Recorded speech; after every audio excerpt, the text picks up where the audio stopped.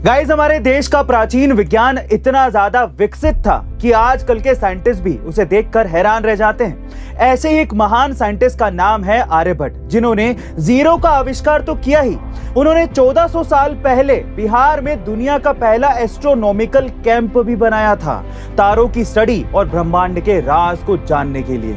इस जगह का नाम अब है तारेगणा, जिसका मतलब है तारों की गणना। आर्यभट्ट कितने महान वैज्ञानिक थे, उसका अंदाजा इस बात से लगाया जा सकता है कि अब 1400 साल बाद भी सूर्य ग्रहण जैसी घटनाओं को और बेहतर तरीके से जानने के लिए वैज्ञानिक तारे गणा ही जाते हैं, और आज भी आर्यभट्ट की सारी खोज सटीक पाई जाती है। गाइस, महान आर्यभट्ट और बिहार हमारे इतिहास का गोल्डन हिस्सा है, जिसे हमें कभी भी भूलना नहीं चाहिए। आपका इसके बारे में क्या ख्याल है, कमेंट सेक्शन में जरूर लिखेगा। गाइस, अक्सर हम ऐसी जगहों पर जाते हैं जहां पर नदियां हो, ताकि हमारा मन शांत हो सके, नदियों के ठंडे पानी का हम लोग मजा ले सके।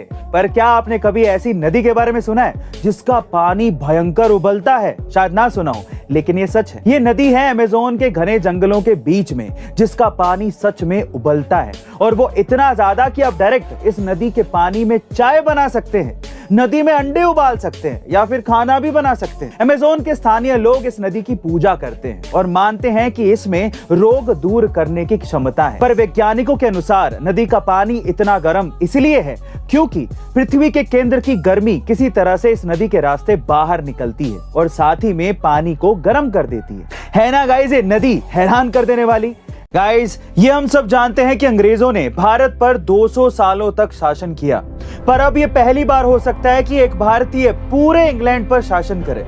जी हाँ गाइस, आप ठीक सुन रहे हैं। हाल ही में इंग्लैंड के प्रधानमंत्री बोरिस जॉनसन के इस्तीफे देने के बाद वहां के नए प्रधानमंत्री की रेस सबसे तेज हो गई है, और इसमें जो सबसे खास नाम है वो है ऋषि सुनक का, जो इंग्लैंड के पहले एशियाई प्रधानमंत्री बन सकते हैं। जी हाँ गाइस, ऋषि सुनक हाल ही में इंग्लैंड के फाइनेंस मिनिस्टर भी रह चुके हैं, पर इनका प्रधानमंत्री बनना इसलिए ज्यादा खास है क्योंकि एक देश जिसने भारत पर गैर कानूनी तरीके से राज किया, उस देश में कानूनी तौर पर किसी भारतीय का शासन करना हर हिंदुस्तानी के लिए गर्व की बात है। गाइस, आजकल लोग 30 से 40% तक इनकम टैक्स देने में भी परेशान हो जाते हैं, लेकिन क्या आप ये जानते हैं कि इंडिया में एक समय ऐसा भी था जब पर्सनल इनकम टैक्स 97% यानी कि 97% तक पहुंच गया था। जी हाँ गाइस, ये बात है साल 1973 की, जब इंदिरा गांधी सरकार के अंडर पर्सनल इनकम टैक्स को 10% से लेकर 85% तक बढ़ा दिया गया था। मतलब कि अगर आपकी साल भर की सैलरी 2 लाख रुपए है या उससे भी ज्यादा है तो आप पर 85% टैक्स लगेगा।